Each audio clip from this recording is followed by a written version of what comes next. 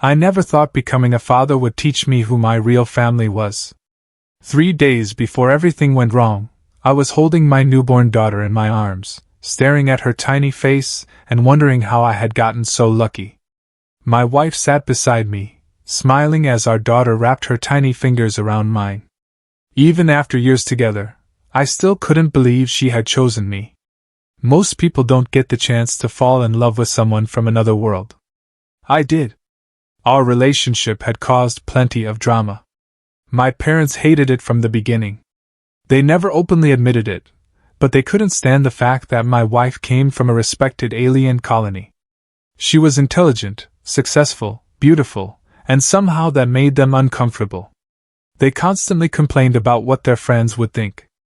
Every family dinner felt like a public relations meeting.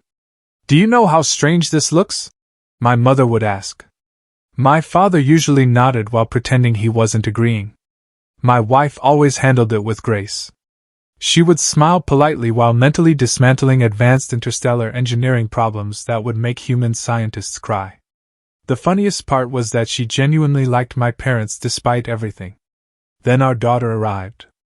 I thought becoming grandparents would change them. I was wrong. The accident happened during what should have been a normal day. I was driving home with supplies for the house while my wife was temporarily off-world dealing with immigration paperwork for her family. The roads were wet. A transport truck lost control. The next thing I remember was darkness. While I was unconscious, our daughter remained under hospital supervision. Since my wife was still traveling back to Earth, the hospital contacted my parents. The request seemed simple. Could they watch their granddaughter for a few hours? Apparently that was too much responsibility. Later I learned exactly how the conversation went. My mother immediately started asking how long it would take. When hospital staff explained they weren't sure, she complained that she had a charity gala that evening. My father's concern wasn't my condition. His concern was whether people would notice if they missed the event. Their own son was unconscious in a hospital bed. Their granddaughter was only days old. Their response was basically, "Not our problem." One nurse reportedly thought she had misheard them. Another asked if there was any other family available. My parents suggested calling someone else. Anyone else? The hospital staff were stunned. Meanwhile, my daughter remained in the nursery while employees scrambled to find a solution. As if that wasn't embarrassing enough, my mother apparently spent several minutes explaining why taking care of a newborn would be extremely disruptive to her social schedule. A newborn. Not a tiger. Not a bomb. A baby. The more excuses they gave, the worse it sounded. Even complete strangers in the waiting room were staring at them. One elderly man reportedly muttered, "I've seen raccoons with stronger family values." The hospital eventually ended the conversation. Nobody knew what to do next. My wife was still hours away. I was unconscious. My daughter was alone. And my parents had chosen a fancy dinner over their own family. Then, according to every witness in the building, the front doors exploded open. An old man marched inside carrying a fishing cooler, a massive toolbox, 3 grocery bags, and enough snacks to survive a small apocalypse. Nobody knew it yet, but Grandpa was about to arrive. And the entire hospital was about to regret giving him directions. The moment Grandpa entered the hospital, the level of confusion increased by at least 300%. Nobody was entirely sure why he had brought a fishing cooler. Nobody was brave enough to ask. Witnesses later described him as a one-man natural disaster wearing work boots. He marched directly to the reception desk and slapped a folded piece of paper onto the counter. "I'm here for my great-granddaughter," he announced loudly. "Point me toward the tiny human." The receptionist tried explaining visitor procedures. Grandpa ignored every word. Before she finished her second sentence, he had already wandered down a hallway carrying his cooler like he was storming a beach during a military invasion. A security guard attempted to stop him. Grandpa immediately started asking the guard if he knew how to change a tire. The guard admitted he didn't. "Then you're not qualified to tell me where to walk," Grandpa declared before continuing down the corridor. It somehow worked. Things became significantly worse when he misunderstood directions given by a nurse. Instead of heading toward the nursery, he entered an exclusive maternity suite reserved for a wealthy politician's family. Inside, relatives were celebrating the arrival of a newborn grandson. Grandpa took one look around the room and assumed something was wrong. "Why does my great-granddaughter have 14 relatives and a fruit sculpture?" he demanded. The room went silent. One woman politely explained he was in the wrong place. Grandpa squinted suspiciously. "That sounds exactly like something people in the wrong place would say." The politician's family was not amused. Grandpa then spent several minutes criticizing the expensive decorations, the catered food, and one man's designer suit. "I've seen better fabric protecting lawn furniture," he said. Security was called almost immediately. By the time guards arrived, Grandpa had somehow started a debate about parenting, taxes, and proper barbecue techniques. Nobody knew how the conversation had reached those topics. Several confused visitors standing outside the room began following him afterward because they assumed he worked at the hospital. At one point, a lost couple asked him for directions. Grandpa confidently pointed toward a supply closet. They thanked him and left. The supply closet became a surprisingly popular destination for the next 20 minutes. Meanwhile, he continued dragging around his fishing cooler. When a nurse finally asked what was inside it, Grandpa proudly opened the lid. Instead of fish, it contained baby blankets, bottles, diapers, snacks, a flashlight, batteries, cough drops, and enough emergency supplies to survive a small planetary invasion. "I came prepared," he explained. The nurse later admitted that it was still more preparation than my parents had shown. Eventually, someone managed to guide Grandpa toward the correct nursery. For the first time since arriving, he became serious. He stopped joking. He stopped arguing. He stopped wondering. When he learned that my parents had refused to care for their own granddaughter because they didn't want to miss a social event, witnesses said his expression changed immediately. The nurse explaining the situation later described it as watching a volcano decide whether to erupt. Grandpa listened quietly, asked a few questions, then nodded once. "Where's the baby?" he asked. The nurse pointed toward the nursery window. Grandpa walked over and looked through the glass. There she was. Tiny. Peaceful.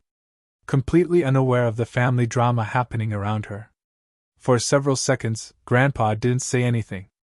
Then he wiped his eyes, straightened his shoulders, and turned back toward the staff. "All right," he said. "Looks like I'm raising another one." At that exact moment, my wife was finally on her way back to Earth.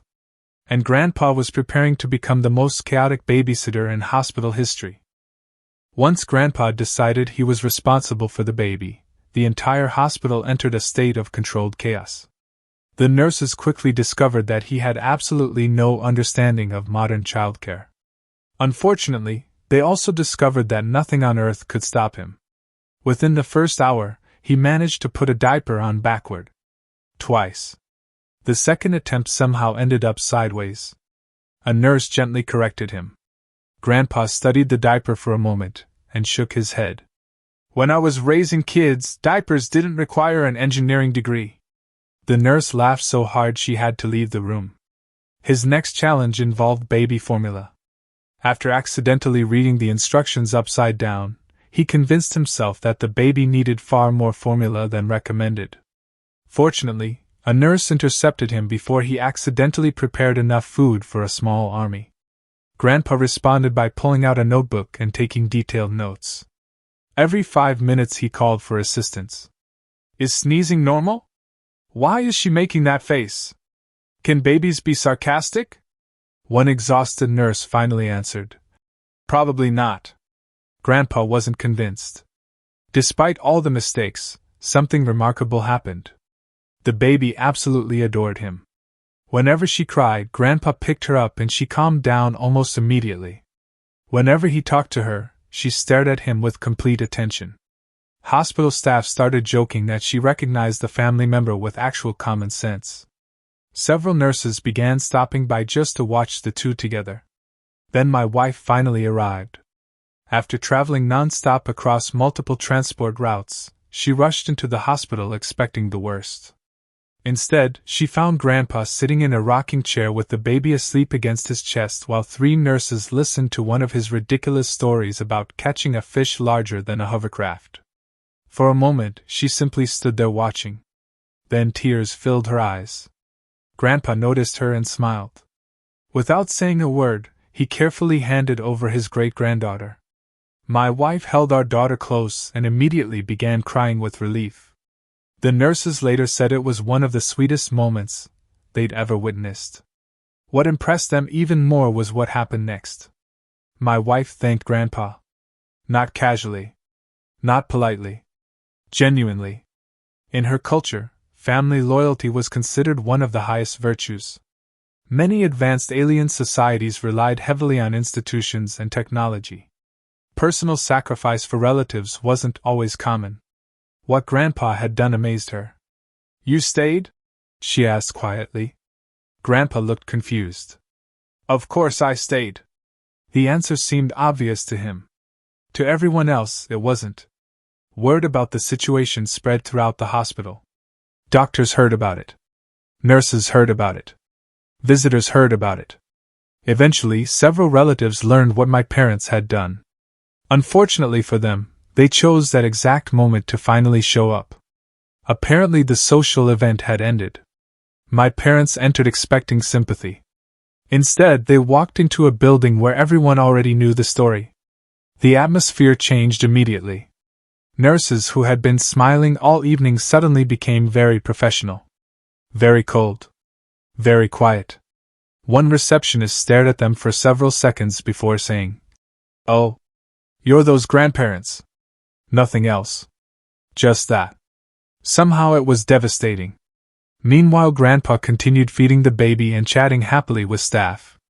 Without trying, he had become everyone's favorite person in the hospital. My parents noticed. And they hated it. The contrast couldn't have been clearer. One side had abandoned family during a crisis. The other had shown up carrying a fishing cooler and enough love to fill an entire building. As the night continued, my wife stayed beside our daughter while Grandpa remained close by. Neither of them planned to leave. And several floors above them, completely unaware of everything that had happened, I finally began opening my eyes. The first thing I saw when I opened my eyes was a hospital ceiling. The second thing I saw was my wife. She was sitting beside my bed holding our daughter while trying very hard not to cry. The moment she realized I was awake, she practically jumped from her chair. I don't remember much after that because she hugged me so hard I nearly needed a second doctor. For several minutes neither of us said much. We were simply grateful to be together.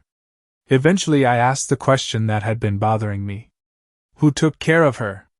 The expression on my wife's face changed immediately. Then she started laughing. Not a little laugh. A full, uncontrollable laugh. That should have been my first warning. Over the next hour, she told me everything. The fishing cooler. The wrong hospital room. The politician's family. The arguments with security. The diaper disasters. The accidental leadership of confused visitors. By the end of the story, even my doctor was struggling not to laugh. Then Grandpa walked into the room carrying enough snacks to supply a small sports stadium. Apparently he had decided hospital vending machines were participating in organized crime due to their prices. Seeing him standing there hit me harder than the accident. While everyone else found excuses, he had shown up. While others worried about appearances, he had worried about family. I thanked him. He immediately waved it away. "Don't get emotional. You're making me uncomfortable." That was Grandpa's way of saying he cared. A few hours later my parents arrived. For the first time in my life, I didn't feel angry. I felt disappointed. That seemed worse. They started explaining. There were reasons. Misunderstandings. Scheduling problems. Important obligations. I listened quietly. Then I looked at my daughter sleeping peacefully in her mother's arms. After that I looked at Grandpa. The comparison was impossible to ignore. One side had excuses. The other side had actions. I calmly told my parents that things were going to change. Family would always be welcome in my daughter's life. But trust had to be earned. And they had a lot of work ahead of them. For once, they didn't have an argument. The room stayed silent. Later that evening, something unexpected happened. The politician's family from the maternity suite actually visited. Apparently, Grandpa's accidental invasion had become legendary throughout the hospital. To my surprise, they weren't angry anymore. In fact, they found the whole thing hilarious. One of them even brought a gift for the baby.